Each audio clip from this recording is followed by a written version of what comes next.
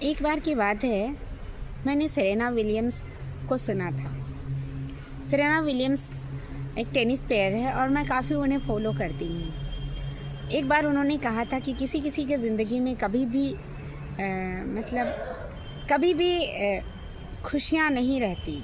मतलब in the sense वो एक कोटेशन में पढ़ी थी, उनका फ़ोटो लगा हुआ था।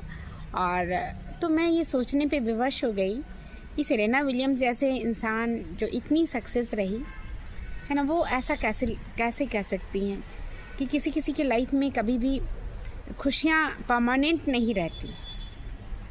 जाहिर सी बात है, खुशियाँ तो परमानेंट नहीं हो सकती ना, क्योंकि जीवन का रूल है दुख और सुख। तो जीवन के दो पहिए हैं जो कि कभी सुख होगा कभी दुख होगा। तो एक बार ऐसा था कि मैं भी जीवन से हार चुकी थी, और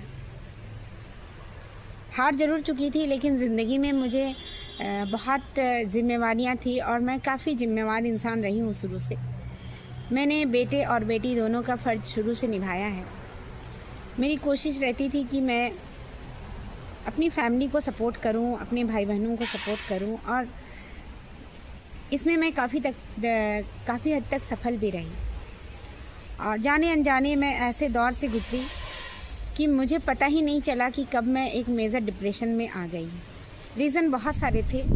मेंटल डिस्टर्बेंस भी एक रीज़न था, लेकिन उससे भी बड़ा रीज़न था मेरे सर्वाइकल में प्रॉब्लम थे। मुझे पता नहीं चलता था, मुझे 24 घंटे चक्कर आते थे, लेकिन मेरे पास इतने पैसे नहीं थे और फैमिली से मैं इतनी ट्रांसपेरेंट नहीं थी। अमूमन हम ट्राइबल्स या मीडियम फैमिली के लोगों के साथ ये प्रॉब्लम आते रहते हैं। एक्चुअली मुझे भी टाइम पे वो सारी सुविधाएं मिली होती या मेरा सही से ट्रीटमेंट हुआ होता तो आज मैं भी एक पदाधिकारी ज़रूर होती।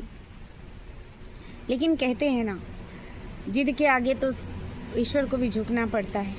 तो मेरी भी जिद थी और मैंने पढ़ाई को चुना, जबकि मेरे लिए बहुत ही डिफ़िकल्ट डिसीजन था। लेकिन भी मैं इंटरव्यू तक गई। हालांकि फ़ाइनल सिलेक्शन नहीं हुआ, लेकिन कम से कम आज मैं किसी पे निर्भर नहीं हूँ। मैं स्वस्थ हूँ और मैं लोगों को एक दिशा दिखाना चाहती हूँ, समाज को एक डायरेक्शन देना चाहती हूँ, और वो अपने गोल को कैसे पा सकते हैं इसके लिए बहुत सारे टीचर और मोटिवेटर तो हैं ही।